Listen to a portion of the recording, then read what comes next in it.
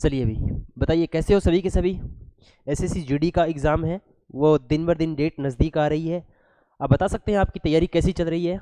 बढ़िया तरीके से चल रही होगी उम्मीद है।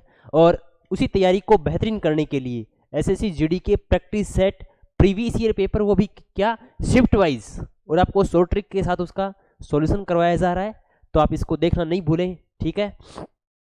और इस क्लास की पीडीएफ है वो मिलेगी आपको एसबी क्लासेस 01 इस टेलीग्राम चैनल पे, और क्लासेस है वो मिलती है एसबी क्लासेस के यूट्यूब चैनल पे, ठीक है। अगर आपको किसी प्रकार की इन्फॉर्मेशन चाहिए तो आप इस नंबर पर कांटेक्ट कर सकते हैं, व्हाट्सएप कर सकते हैं, ठीक है। तो चलिए स्टार्ट करते हैं आगे का पहला क्वेश्चन।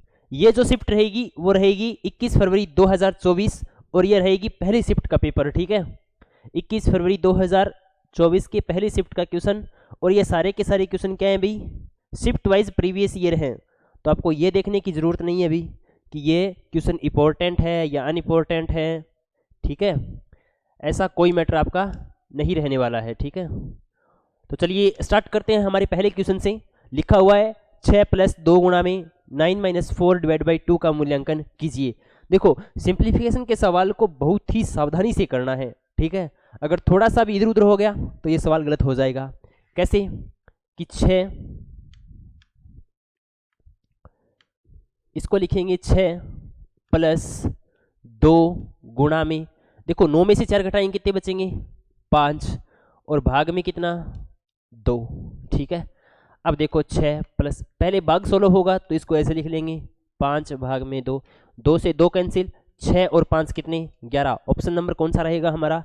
ऑप्शन नंबर सी सही रहने वाला है। कौन सा ऑप्शन रहने वाला है सही? सी नंबर ऑप्शन है 11, इसका उत्तर रहने वाला है।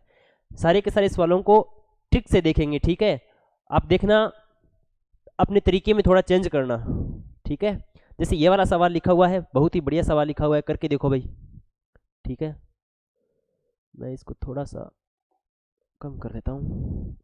चलो अब बताओ, रमेश का वेतन रमन के वेतन से 20% अधिक है। रमेश का वेतन, ये है रमेश, रमेश का वेतन रमन के वेतन से, ये है रमन, और रमन के वेतन से 20% अधिक है। यानी रमन का वेतन यदि 100 रुपये है तो रमेश का वेतन कितना होगा? 120 रुपये होगा। यदि रमेश 33,750 रुपये बचाता है, रमेश कितने रुपये बचाता है? 33,750 रुपये बचाता है, जो उसके वेतन का 75% है। यानी 33,750 किसके बराबर है? 75% के बराबर हैं, ठीक है। ये इतने रुपए बचाता है जो किसके बराबर है? 75% के बराबर है। तो हमने 75% निकाल लिया। अब 75% 1% की वैल्यू निकालेंगे तो कितना आएगा भाई? 37,000, सॉरी 33,000 है भाई, क्या है? 33,000 है। 33,750 और डिवाइड में कितना लिख देंगे? 75, ठीक है। 25 से काटेंगे तो 25 तिया 75, और 25 से काटेंगे तो यहाँ पर कितना आ जाएगा भाई? देखो 25 से कम 25, 8 बच गए, 7, 25 तिया 75, 75 घटाएंगे तो कितने बच गए भाई? 12, और 25 5 जाए 125, 1350, कितने बच गए? 1350। यानी 1350 भाग में 3, और बराबर में कितना? 1%। 3% की वैल्यू कितनी आ जाएगी भाई? 3 चौके 12, 3 5 15, 1%। 1% की वैल्यू आ जाएगी 450। 100% की वैल्यू कितनी आ जाएगी? 45,000, ठीक है। 100% की वैल्यू कितनी आ गई? 45,000। हमें क्या पूछा है? ये 33,750 रुपये बचाता है, तो इसका मतलब रमेश का टोटल कितना हो जाएगा? 45,000 रुपये। रमेश का कितना हो जाएगा? 45,000 रुपये, ठीक है। तो ये इसका कितना गुना है भाई? ये इसका कितना गुना है? तो आप देखेंगे 12 तिया 36, 12 तिया 36, 9 बच गए, 90 हो गए, और 12 छिके 72, 12 7 84, 6 बच गई, 12 5 60, यानी इसका 3750 गुना है। हमें ये पता करना है कि ये इसका कितना गुना है। तो 45,000 में कितने का भाग दे देंगे? 120 का। मतलब ये इसका 3,750 गुना है। हमें क्या पूछा है? तो रमन का वेतन कितना है। अब भाई रमेश का वेतन 3,750 गुना है, तो रमन का वेतन भी कितना होगा? 3,750 गुना होगा। तो ये कितना हो जाएगा 37,500 रुपये। कितना हो जाएगा 37,500 रुपये। ठीक है, अगर इस तरीके से करोगे तो जीटी के पेपर के अंदर 20 में से 20 लेके आ जाओगे, वरना वही 13-14 के आसपास आपके नंबर रह जाएंगे। करेंगे कैसे, दोबारा देखो इसी सवाल को क्या लिखा हुआ है कि रमेश का वेतन रमन के वेतन से 20% अधिक है। इसको 100 माना, इसको 120 माना।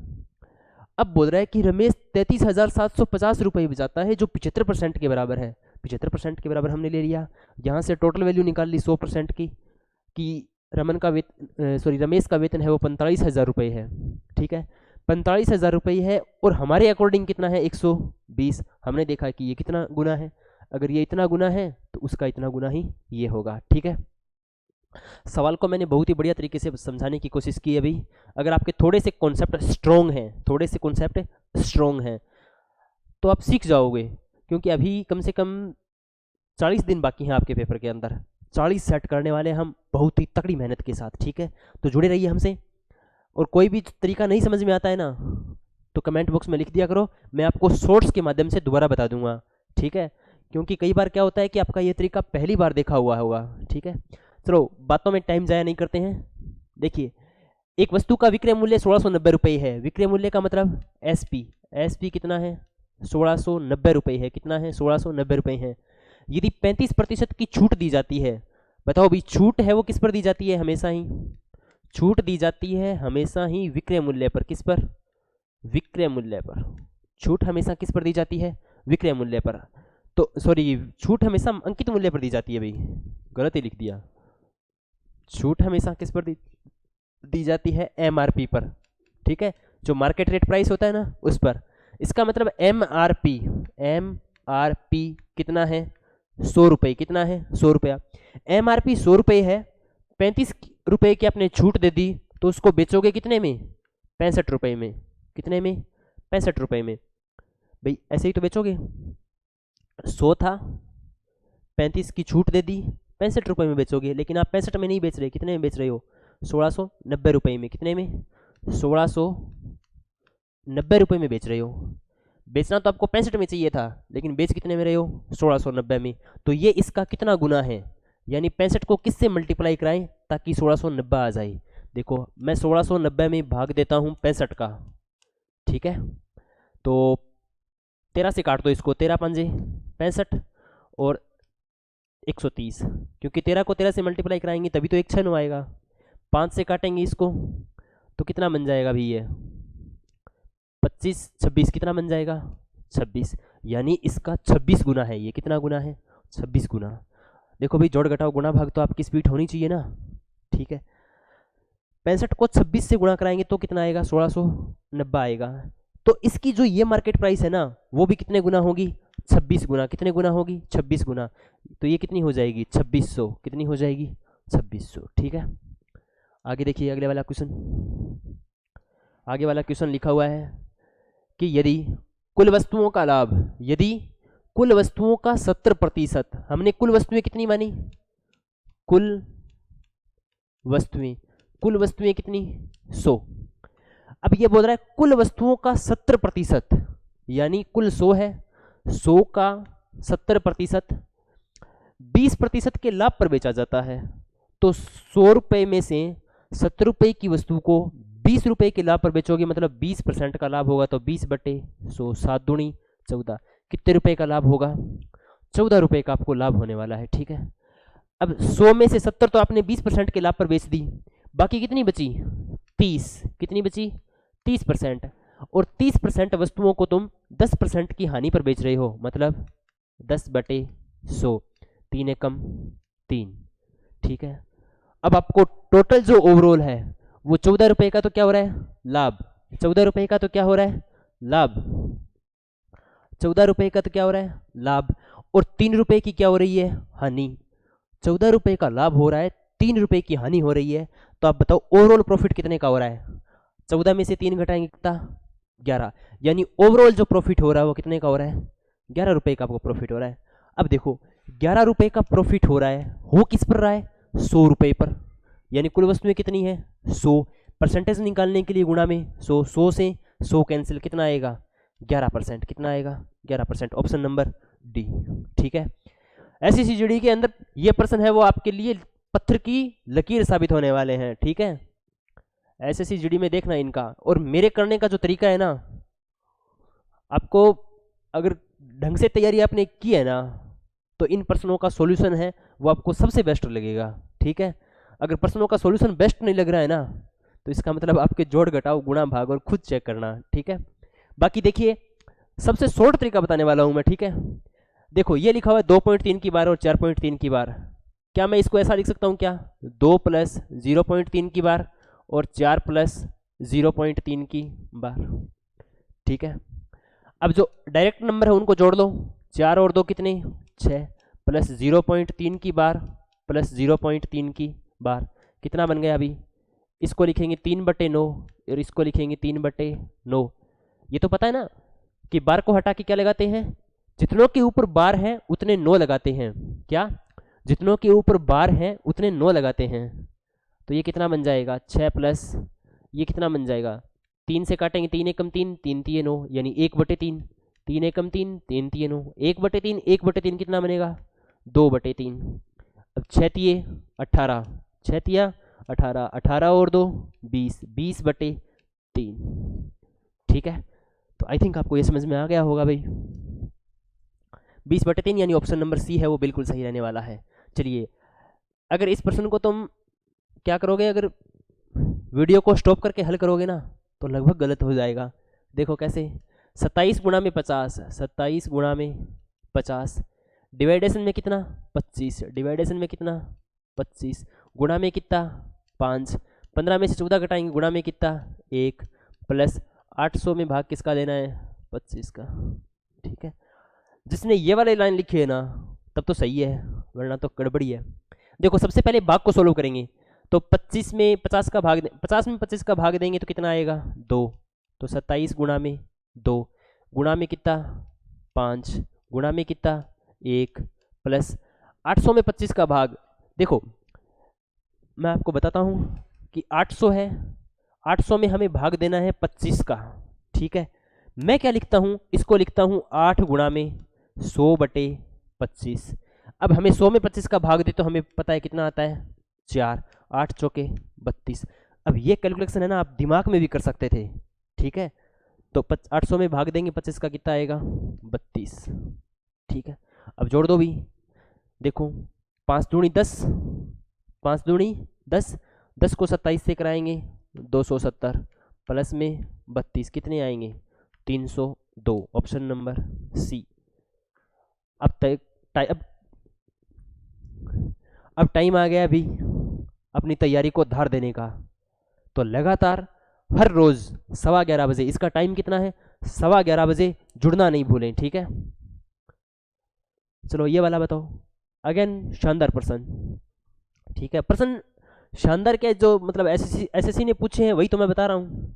देखो प्रश्न क्या है कि पी और क्यू ने मिलकर के एक काम को 30 दिनों में पूरा किया, पी और क्यू ने मिलकर के एक काम को 30 दिन में पूरा किया। क्यू और आर मिलकर, क्यू और आर मिलकर के उस काम को 37.5 दिनों में पूरा कर सकते हैं। आर और पी मिलकर, आर और पी मिलकर उस काम को 150 दिनों में पूरा करते हैं। ये तो बात हमें समझ में आ गई है अभी, ठीक है। यही बात लिखी है इसने। अब ऐसा क्वेश्चन आपने पहले भी देखा होगा, तो इसका एलसीएम कितना आएगा भाई 150, इसका एलसीएम कितना आएगा 150, कितना आएगा 150, ठीक है। अब देखो यह जो एलसीएम होता है ना वही तो क्या होता है संपूर्ण काम, क्या होता है संपूर्ण काम। तो देखो 150 का 30 में भाग दोगे कितना आएगा 5, 37.5 का 150 में भाग दोगे कितना आएगा 4, 150 में 150 का भाग दोगे कितना आएगा 1, ठीक है।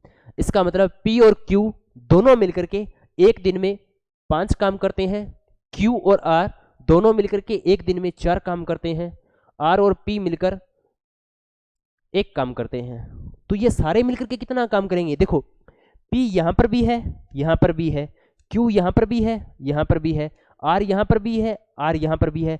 इसका मतलब ये सारे के सारे डबल हैं। डबल क्या है P, डबल क्या है Q, डबल क्या है R, P plus Q plus R, ठीक है। और ये सारे मिलकर के कितना काम करते हैं, कितना काम करते हैं अभी, 5 4 9 और 1 10, सारे मिलकर के 10 काम करते हैं। तो बताओ पी क्यू आर कितना काम करेंगे। ये दो इधर किस में है, गुणा में, इधर जाएगा भाग में, कितने आएंगे 5। इसका मतलब पी क्यू आर तीनों मिलकर के एक दिन में 5 काम करते हैं। तो आप बताओ कुल काम कितना है 150, कुल काम कितना है 150। 150 काम 5 दिन में मतलब 5 की स्पीड से करेंगे, कितने किसकी स्पीड से, 5 की स्पीड से। तो ये कितने दिनों में सल्टा देंगे, 30 दिनों में सल्टा देंगे। कितने दिनों में, 30 दिन में है वो अपना काम पूरा कर देंगे।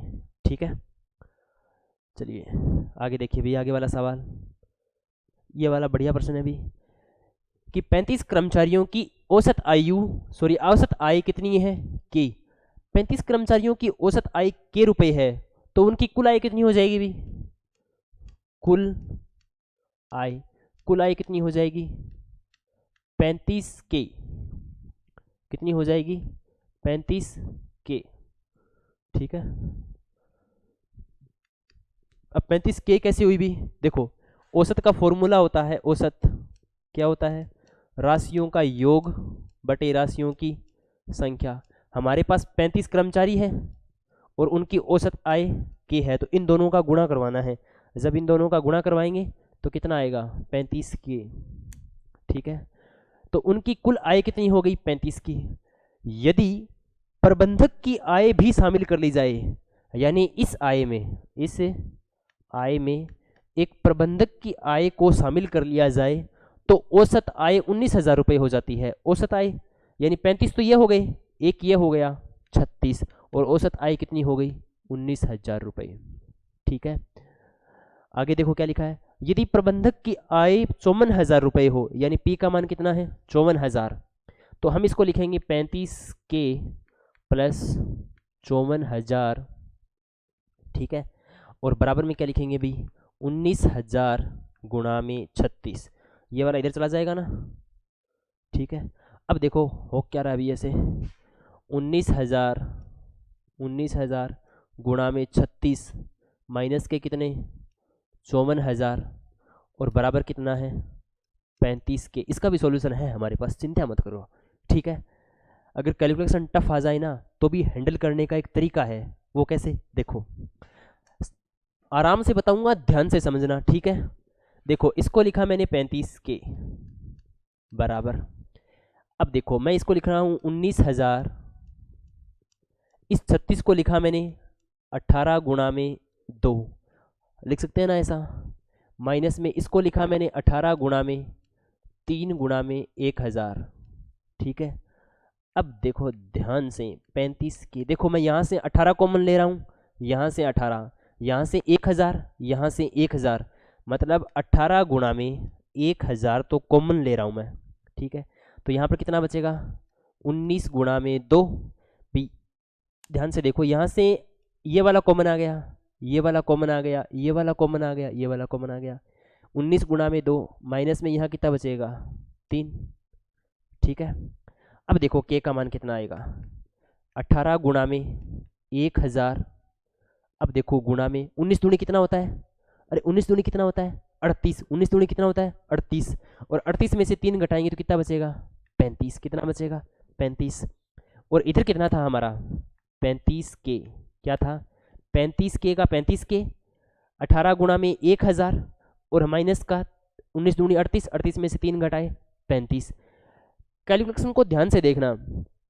अब देखो इस वाले 35 से ये वाला 35 कैंसिल आउट, के का मान कितना आ गया 18 को 1000 से मल्टीप्लाई कराना है 18,000, के का मान कितना आएगा ऑप्शन नंबर बी 18,000। ठीक है, आपको बताओ कहीं गुणा करने की आवश्यकता पड़ी आपको, क्यों, जरूरत ही नहीं थी गुणा करने की, आप गुणा करवा सकते थे भाई, 19,000 को 36 से गुणा करवाते, फिर उसमें से 54,000 घटाते, फिर 35 का भाग देते।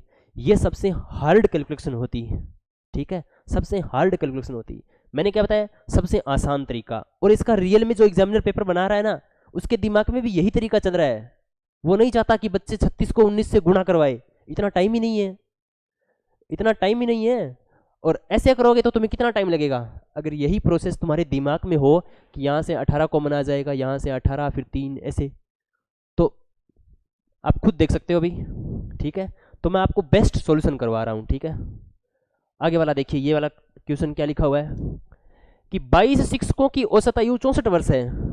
थोड़ा समझ में आओ, समझो इसको, फील करो कि 22 शिक्षकों की औसत आयु 64 वर्ष है। 22 शिक्षकों की औसत आयु कितनी है? 64 वर्ष है। उस समूह में एक नया शिक्षक शामिल होने के बाद औसत आयु 1 वर्ष बढ़ जाती है। औसत आयु कितने वर्ष बढ़ जाती है? 1 वर्ष बढ़ जाती है। एक बात बताओ, 64 से कितनी हो जाएगी? 65। कितनी हो जाएगी? 65। और आपने औसत का एक नियम पढ़ा होगा भी कि यदि औसत 1 से बढ़ता है तो राशियां भी 1 से बढ़ जाती है। यानी जो परिवर्तन औसत में हो रहा है उतना ही परिवर्तन किस में होगा? राशियों में। अगर राशियां औसत 2 से गुणा हो रहा है तो प्रत्येक राशि 2 से गुणा होगी। अगर औसत में 2 का भाग लग रहा है तो प्रत्येक राशि 2 से विभाजित होगी। अब देखो औसत में कितना जोड़ा जा रहा है? 1, 65। तो जो प्रत्येक राशि है वो भी 1-1 बढ़ जाएगी। वो भी कितनी बढ़ जाएगी? 1-1। यानी 22 राशियां हैं तो 22 कितना बढ़ जाएंगी? 1 बढ़ जाएंगी। ठीक है, तो प्रत्येक में 1-1 बढ़ेंगी, 1-1 बढ़ेंगी तो टोटल कितनी बढ़ जाएगी? 22। हमें क्या पूछा है?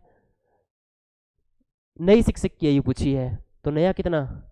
65 तो ये भाई, 65 तो ये और 22 ये। 65 और 22 कितने हो गए?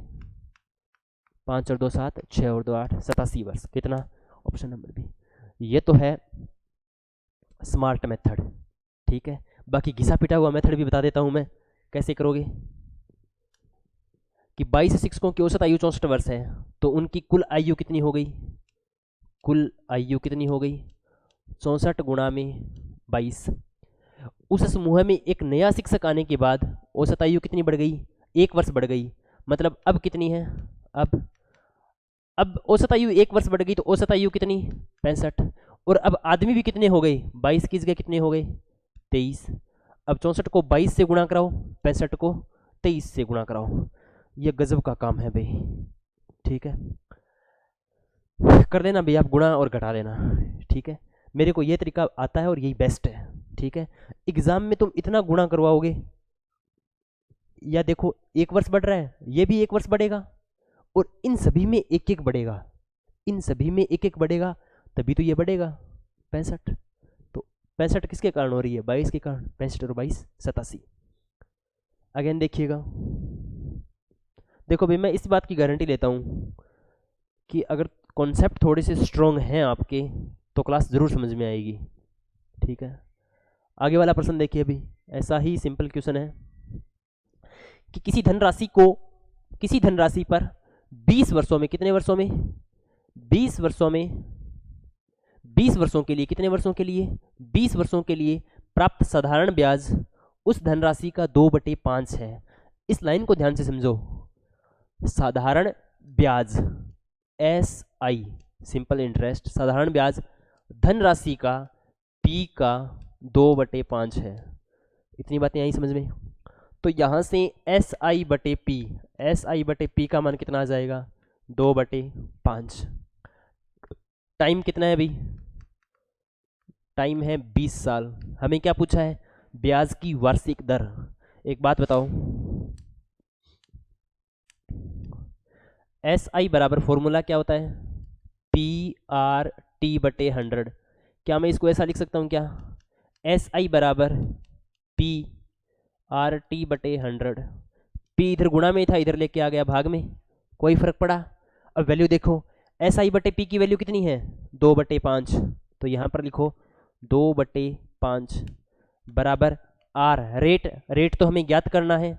टाइम कितना है अभी? टाइम है 20 साल, टाइम है 20 साल और भाग में कितना? 100। ठीक है, अब काट दो इनको। देखो 20 एकम 20, 20 पांजे 100, 20 एकम 20, 20 पांजे 100 और 5 से 5 कैंसिल, 5 से 5 कैंसिल। रेट का मान कितना आया? 2%। रेट का मान कितना आया? 2%। Option number. ठीक है, सवालों को सवाल के नज़रिए से देखो भाई। ठीक है, सवाल समझ में आएगा, ऐसी कोई दिक्कत नहीं है। ठीक है, अब ये वाला प्रश्न देखो ये वाला लिखा हुआ है कि 512 का 64%, 512 का 64% भाग 100 प्लस 215 का 46%, 215 का 46% बटे 100। ठीक है, सही है। अभी 512 का 64% और 215 का 46, 424, 426, 427, 428 करना पड़ेगा अभी। ये तो जोड़ घटाव गुणा भाग करने पड़ेंगे आपको। देख लो, 512 को 64 से मल्टीप्लाई कराओ अभी। 512 को किससे मल्टीप्लाई कराओ? 64 से। 512 को मल्टीप्लाई कराओ किससे? 64 से। 512 को मल्टीप्लाई कराओगे 64 से तो आएगा 32,764 और भाग में कितना? 100 प्लस 215 को किससे कराओगे? 46 से। 215 को किससे कराओगे? 46 से, तो कितना आएगा? 9,890 और डिवाइड बाई कितना? 100। अब देखो 100 का भाग देंगे तो ये कितना आएगा? 327.64 और इसमें भाग देंगे तो कितना आएगा? 98.90। जोड़ लो भी इनको। देखो 327.64 और 98.90 जोड़ दो इनको 4। ये इतना कैसे आ रहा है अभी? 4 नोट 6 15, 5 हंसी लगी 1, 8 8 16 6 हंसी लगी 1 और ये बन जाएगा 4 9 1 10 और 2 12, 426 पॉइंट कुछ आ रहा है। हाँ, तो 426.58 यही आ जाएगा ऑप्शन नंबर ए। हो सकता है यहाँ पर 7 मान लिया हो इसने या 6 मान लिया हो, तो हमारा जो पूरा उत्तर है वो कितना है? 426। तो 426.58 है इसका उत्तर रहने वाला है। ठीक है, जोड़ घटाव गुणा भाग आपके फास्ट होने चाहिए भाई। ठीक है, तो इससे आगे वाला सवाल देखिए भी क्या लिखा हुआ है। ये वाला बढ़िया प्रश्न है, पढ़ के देखो सवाल को। ये वाला तो मैंने आज ही अपनी कक्षा में कराया है और इसका बेस्ट सॉल्यूशन आपको बताऊंगा मैं कि एक मिश्रण में दूध और पानी का अनुपात 2:3 है। ये है दूध और ये है पानी। दूध और पानी का अनुपात कितना है? 2:3। मिश्रण में थोड़ा दूध मिलाया जाता है। मिश्रण में क्या मिलाया जाता है? थोड़ा सा दूध मिलाया जाता है, जिसके कारण दूध और पानी का अनुपात 10:3 हो जाता है। कितना हो जाता है? 10:3 हो जाता है। प्रारंभिक मिश्रण में प्रतिशत के रूप में दूध कितना मिलाया गया था? प्रारंभिक मिश्रण में दूध कितना मिलाया गया था? देखो दूध था 2:3, हमने इसमें दूध मिलाया 10:3। देखो पहले पानी को चेक करना है। पानी यहाँ पर कितना था? 3। यहाँ पर भी कितना है? 3। मतलब बिल्कुल सही रेशियो लिखा हुआ है। अब देखो आपने कितना मिलाया है? 8। कितना यूनिट मिलाया है? 8 लीटर। आपने 8 यूनिट मिलाया है। ठीक है, 2 में 8 मिलाओगे तभी तो 10 होगा। 8 मिलाया है और हमें एक प्रश्न क्या पूछ रहा है कि प्रारंभिक मिश्रण के प्रतिशत में, और प्रारंभिक मिश्रण कितना है? मिश्रण है 5। कितना है? 5। तो इसको लिखेंगे 5। परसेंटेज निकालने के लिए गुणा में 100। इतनी बातें आई कि समझ में नहीं आई? देखो दूध और पानी का अनुपात था 2:3, इसमें हमने थोड़ा सा दूध मिला दिया, रेशियो हो गया 10:3। अगर यहाँ पर ये रेशियो चेंज कर देता ना 10:7, तो हम इस पहले पानी को बराबर करते, क्योंकि पानी हमने नहीं मिलाया है तो पानी 3 है, 3 का 3 ही रहना चाहिए। तो पहले 2 था, 10 हो गया। कितना मिलाया गया? 8। कितना मिलाया गया? 8। और ये बोल रहा है मिश्रण का। मिश्रण कितना है? 5 यूनिट। कितना है? 5। परसेंटेज निकालने के लिए गुणा में 100। 5 से काटेंगे 5 एकम 5, 20, 8 दूनी 16, कितना? 160%। कितना? 160%। Option number C. कितना? Option number C best solution है ये। ठीक है ना, ऐसे ही प्रश्न है ना इस टॉपिक से, इसी मतलब कॉन्सेप्ट से मैं आपको बहुत सारे प्रश्न करवाऊंगा। ठीक है, और देखो भी एसएससी जीडी के ना टारगेट बैच एसबी क्लासेस के ऊपर स्टार्ट है, आप उनको ज्वाइन कर सकते हैं। टारगेट बैच है, आपको प्रैक्टिस सेट करवाए जाएंगे और फिजिकल की तैयारी भी करवाई जाएगी उसमें साथ ही। ठीक है, तो टारगेट बैच को भी जुड़ना नहीं भूलें। आपको स्क्रीन पर नंबर दिए गए होंगे, आप कॉन्टैक्ट कर सकते हैं उनसे। देखो अरविंद एक काम को 20 दिन में, ये है अरविंद, अरविंद एक काम को 20 दिन में, और बक्सी 22 दिन में, और ये है बक्सी, बक्सी 22 दिन में कर सकता है। यदि वे दोनों मिलकर के 5 दिन काम करते हैं देखो भाई, एक काम कर रहा है 20, एक 22 दिनों में, कुल काम कितना हो गया भाई? कुल काम कितना हो जाएगा भाई? 220 ही देना पड़ेगा शायद। कुल काम कितना हो गया? 220। यानी ये 22 की स्पीड से कर रहा है, और ये नहीं नहीं नहीं, ये 22 की स्पीड से क्या कर रहा है? ये 22 की स्पीड से नहीं कर रहा भाई, ध्यान से देखो। 20 का 220 में भाग देंगे 11 के काम से, और ये 10 की स्पीड से। यानी ये 11 की स्पीड से काम कर रहा है, ये 10 की स्पीड से काम कर रहा है। दोनों एक साथ काम करेंगे, यानी ए और बी दोनों एक साथ काम करेंगे, तो 11 और 10 कितने हो गए भाई? 21। यानी एक दिन में 21 काम करेंगे। ठीक है, प्रश्न क्या बोल रहा है? यदि वे दोनों 5 दिन काम करते हैं तो बताओ भाई 5 दिनों में कितना काम हो जाएगा? 105 काम हो जाएगा। कितना काम हो जाएगा? 105 काम हो जाएगा। टोटल काम है 220। कितना काम है? 220। तो काम कितना बच गया? 115। और टोटल काम कितना है? 220। परसेंटेज निकालने के लिए गुणा में 100, एक जीरो से एक जीरो। ठीक है, अब काटना है भी, किससे किसको काटोगे? टोटल काम तो हमारा 220 ही था, तो 220 22 दूनी 44। देखो भाई ध्यान से, देखो भाई हमें परसेंटेज नहीं निकालना काम का, ठीक है ना, कि कितना काम परसेंट बाकी है। सही लिखा है, मैंने गलत नहीं लिखा। 105 काम तो हो गया, बच गया कितना? 115 काम बच गया। कितना? 115 काम बच गया। और काम कुल कितना था? 220। अब काट दो इसको, परसेंटेज नहीं निकालना। हमें पूछा होता ना कि परसेंटेज कितना है, तो परसेंटेज निकालने के लिए मल्टीप्लाई 100 से कराते हैं। इसको काटेंगे तो विद्या बताओ, 23 पांजे 115 और 44 पांजे 120, यानी 23/44। तभी मैं सोच रहा था, मैंने ऑप्शन की तरफ नहीं देखा। ठीक है, ऑप्शन परसेंटेज में ही होते हैं ज़्यादातर। तो ये पूछ रहा है कि शेष भाग का काम कितना होगा। तो काम कितना हो गया? 105। बचा कितना? 105 में से 220 में से 105 घटाएंगे, 115 काम। ठीक है, नेक्स्ट। एक व्यक्ति 1 रुपए में 35 पेन खरीदता है। 1 रुपए में कितने पेन खरीदता है? 35 पेन खरीदता है। उसे 1 रुपए में कितने पेन बेचने चाहिए ताकि उसे 40% का लाभ हो? 40% का मतलब कितना हो गया? 40/100, यानी 0.140% लाभ हो रहा है ना। 40% का लाभ, तो 140, यानी कितना बन जाएगा भी? 1.4/1।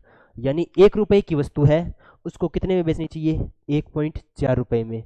यानी वो 1 रुपए में 35 खरीद रहे हैं या, तो उसे 1.4 रुपए में कितने बेचने चाहिए? 35। तो एक का कितना आ जाएगा भाई? 35/1.4। 1.4 को करेंगे 0, 350/14। 350/14 कितना आ जाएगा भाई? 14 दूनी 28, 14 दूनी 28 और 14 5 70, कितना आ जाएगा? 25। चुटकियों में बजाते ही सवाल आ गया। ठीक है, देखो, एक व्यक्ति 1 रुपए में 35 पेन खरीदता है। 1 रुपए में 35 खरीदवा दिए। 40% का लाभ, 40% का लाभ किस पर होगा? 1 रुपए पर। 1 रुपए पर भी होगा, 1 रुपए पर। तो 1 रुपए पर 40% मतलब 0.4, 40 पैसे। 1.4 रुपए में बेचेगा। हमें बताना है कि उसे 1 रुपए में, 1 रुपए में कितने बेचने चाहिए। तो हमने 1.4 का भाग दे दिया, 1 रुपए की वैल्यू निकाल ली, कितना? 25। बिल्कुल शॉर्ट एंड स्वीट आंसर है भाई। ठीक है, देखो, एक परिवार की आय और व्यय का अनुपात। आय मतलब इनकम, चलो इसको लिख लो आय, और इसको लिख लो व्यय। आय और व्यय का अनुपात 19:13 है। कितना है? 19:13 है। यदि परिवार का व्यय 29,510 है, कितना है? 29,510। अब वही बात आ गई ना, हमारे अकॉर्डिंग व्यय कितना है? 13, पर्सन के अकॉर्डिंग 29,510। ये इसका कितना गुना है? कितना गुना है? इसको निकालने के लिए 29,510 में कितने का भाग दे देंगे? 13 का। 13 दूनी 26, 3 बच गए 35, 13 दूनी 26 और 9 बच गई, 13 साथी 91, 2270। यानी ये इसका कितना गुना है? 2270। तो ये भी कितना गुना होगा? 2270 गुना होगा। कितना होगा? 2270 गुना होगा। ठीक है, यही तो है। अच्छा, 2270 गुणा, ये नहीं होगा। पूछा क्या है इसने वो देखो, पूछा क्या है इसने वो देखो। ये बोल रहा है तो परिवार की बचत ज्ञात कीजिए। बताओ भाई, 19 रुपये तो उसकी आय है, 13 रुपये उसने खर्च कर दिए, तो बचाए कितने? अरे मान लो आपने एक दिन काम किया, 19 रुपये कमा करके लाए, 13 रुपये खर्च कर दिए, तो बचाए कितने? 19 में से 13 घटा दो, कितने बचाए? 6 यूनिट। कितने बचाए? 6 यूनिट। 1 यूनिट की वैल्यू कितनी है? 2270। तो 6 यूनिट की वैल्यू कितनी होगी? 2270 गुणा में 2270 गुणा में 2270 गुणा में 6। ठीक है, गुणा करने की भी टेक्निक बताऊं क्या? गुणा करने की भी टेक्निक देखो, देखो ये तो आसान है, वैसे भी कर सकते हो। ठीक है, 6 0 0, 6 7 42, 2 हासिल 4, 6 दूनी 12, 12 और 4 16, हासिल 1, 6 दूनी 12 और 1 13, 13,620 रुपये, यानी ऑप्शन नंबर ए। ठीक है, प्रश्नों को थोड़ा सा सावधानी से देखो। ठीक है, अगर थोड़ा सा बढ़िया तरीके से कर लिया ना, थोड़ी सी आवश्यकता है बस। ठीक है, बाकी कॉन्सेप्ट आप सभी को आते ही हैं, क्योंकि जब टेस्ट देख रहे हो तो कॉन्सेप्ट तो आते ही हैं। देखो 600 मीटर लंबी रेलगाड़ी, एक रेलगाड़ी विपरीत दिशा में चल रहे हैं, एक व्यक्ति को 20 सेकंड में पार करती है।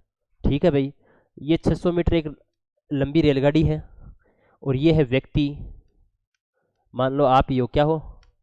आप ही हो। 600 मीटर लंबी एक रेलगाड़ी विपरीत दिशा में चल रहे एक व्यक्ति को 20 सेकंड में पार करती है, यानी ये इसको कितने सेकंड में पार कर जाती है? 20 सेकंड में पार कर जाती है। तो बताओ रेलगाड़ी की स्पीड बता सकते हो क्या? रेलगाड़ी की स्पीड बता सकते हो क्या? क्योंकि आदमी नगण्य माना जाएगा। ठीक है, 20 की स्पीड देखोगे तो ये होगी स्पीड 600 मीटर है क्या? 600 में 20 का भाग देंगे तो कितना आएगा भाई? 30। देखो, यदि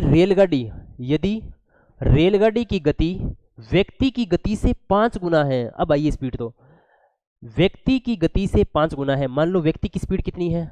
x, तो रेलगाड़ी की स्पीड कितनी होगी? 5x। भाई रेल इसकी स्पीड x है, तो इसकी स्पीड कितनी होगी? 5x। और ये क्या बोल रहा है? 600 मीटर की रेलगाड़ी, तो औसत मतलब दोनों की चाल है वो कितनी हो जाएगी? 5x और x 6x। तो देखो फॉर्मूला क्या होता है अभी?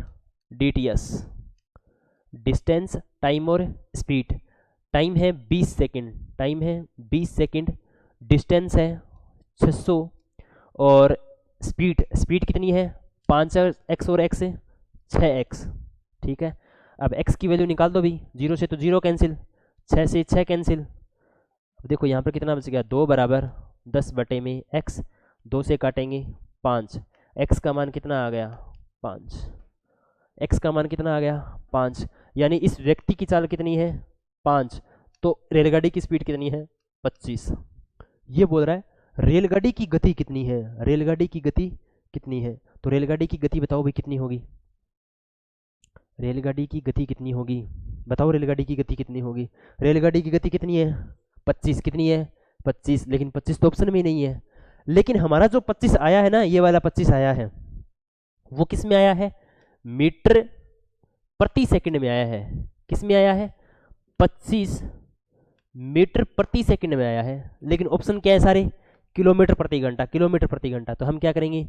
25 को किलोमीटर प्रति घंटा में बदलेंगे, तो 18/5, 5 से काटेंगे, 5 से कम 5, 5 5 25, 5 को मल्टीप्लाई कराएंगे 18 से, 18 पंजू 90 किलोमीटर पर हावर स्पीड आएगी। ठीक है, बताओ सवाल आया समझ में? आना ही चाहिए। ठीक है, देखो उस त्रिभुज की ऊंचाई ज्ञात कीजिए, यानी ऊंचाई हमें ज्ञात करनी है जिसका आधार यानी बेस ऊंचाई का 5/7 है, ऊंचाई का 5/7 है। त्रिभुज का क्षेत्रफल 18.207 है। तो बताओ भी त्रिभुज का क्षेत्रफल होता कितना है? एरिया बराबर 1/2 बेस इंटू में हाइट, बेस इंटू में हाइट। एरिया कितना होता है? 18.207 बराबर 1/2 बेस कितना है अभी? h गुणा में 5/7, h गुणा में 5/7। और हाइट कितनी है अभी? हाइट को h ही मान लो, क्या मान लो? h। अब देखो h का मान कितना आ जाएगा? देखो h स्क्वायर। ठीक है, 7 और 2 इसका गुणा हो जाएगा, 18.207 गुणा में 14 और भाग किसका देना है 5 का, भाग किसका देना है 5 का। h का मान कितना आ जाएगा भाई 14 गुणा में 18.207 अंडर रूट 5, तो ये लगभग 7 के आसपास आएगा। ठीक है, ये इसकी थोड़ी कैलकुलेशन हार्ड है भी, ठीक है, तो इसको थोड़ा देख लेना अपने हिसाब से। आगे ये वाला बिल्कुल आसान है। ठीक है, देखो 0.5 की स्क्वायर करनी है, तो पहले ये देखो 5 की स्क्वायर कितनी होगी 25। अब यहाँ पर एक संख्या बाद में पॉइंट है, स्क्वायर करेंगे 2 संख्या बाद में पॉइंट आएगा, कन्फर्म, प्लस 5 की स्क्वायर 25, यहाँ पर 2 संख्या बाद में पॉइंट है, स्क्वायर करेंगे 4 संख्या बाद में पॉइंट आएगा, ये वाला पॉइंट। ठीक है, अब इन दोनों को जोड़ना है, तो दोनों को जोड़ना है तो कितना बन जाएगा भाई, ये बन जाएगा 0.2525। ये लो ऑप्शन नंबर ए। जोड़ना तो आता ही है, पॉइंट के नीचे क्या रखेंगे पॉइंट, ऐसे 0.0025 और क्या जोड़ना है हमें 0.25, जोड़ देंगे 5 2 5 2 0 पॉइंट। ऑप्शन नंबर ए हमारा बिल्कुल सही रहने वाला है।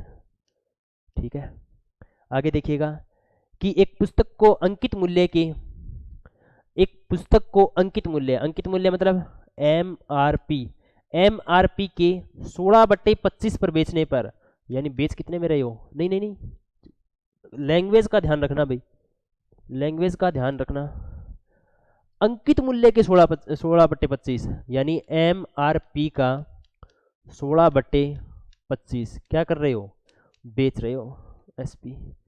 पता चला, जब पुरानी क्वेश्चन करोगे ना तो ये पता चलेगा कि सर लैंग्वेज किस तरीके की आती है, लैंग्वेज का तो भी ध्यान रखना पड़ता है ना। तो लैंग्वेज देखो इसकी कितनी मतलब बढ़िया तरीके से लिखी हुई है, अंकित मूल्य के 16/25, तो अंकित मूल्य का 16/25 के बेचने पर अंकित मूल्य और विक्रय मूल्य का अनुपात होगा, मतलब बिल्कुल आसान सा पूछा है लेकिन प्रश्न घुमा दिया, आसान पूछा है लेकिन प्रश्न घुमा दिया। हमें क्या पूछा है, अंकित मूल्य और विक्रय मूल्य का अनुपात, यानी एमआरपी और एसपी का रेशियो पूछा है।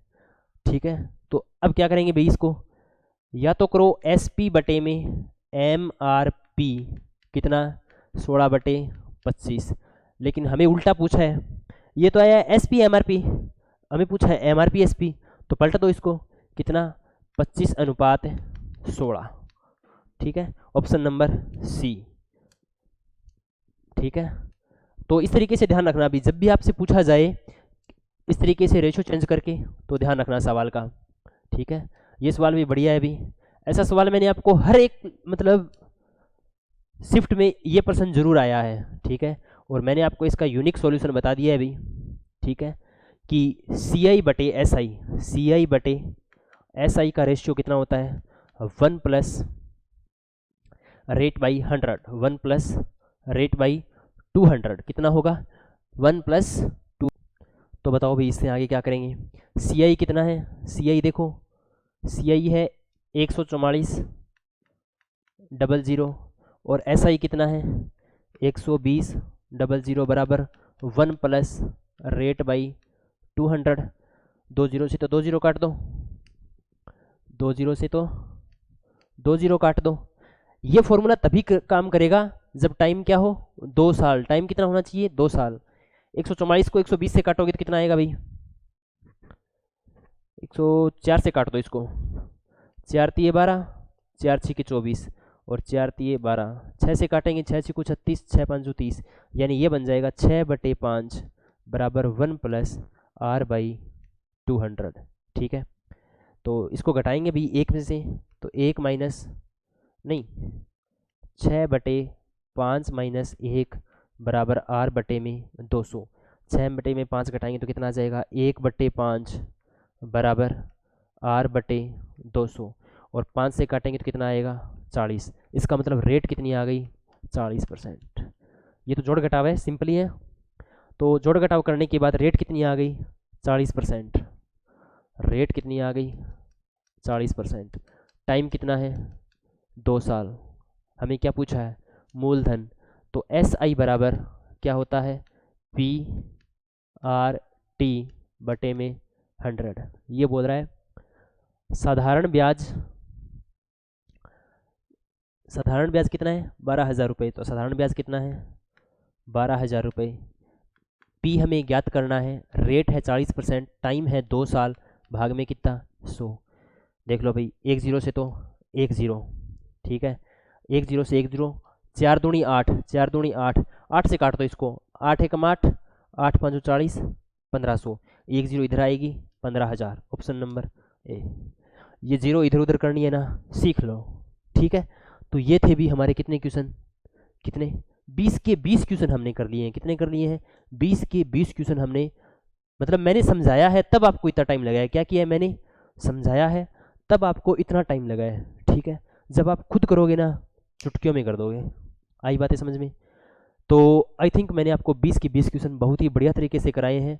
इससे पहले भी हमने बहुत सारे सेशन कर लिए हैं और इसके बाद भी हम बहुत सारे सेशन करने वाले हैं, ठीक है। तो उन सभी सेशन की लिंक है वो आपको मिलेगी एसबी क्लासेस की यूट्यूब चैनल पर, प्लेलिस्ट बनी हुई है, प्लेलिस्ट को फॉलो करें। इसके अलावा SB classes Telegram channel join करना ना भूलें, इस नाम से सर्च करें, वरना डिस्क्रिप्शन में आपको लिंक मिल जाएगी, उसको ज्वाइन करना नहीं भूलें, ठीक है। और ये डेली क्लासेस 11:15 बजे होगी भी, ठीक है, सुबह 11:15 बजे आपको क्लास मिल जाएगी, ठीक है। तो बाकी मिलते हैं नेक्स्ट ऐसा ही एक शिफ्ट का सॉल्यूशन बहुत ही जल्द लेकर के लिए आपके लौटेंगे। तब तक के लिए जय हिंद, जय भारत।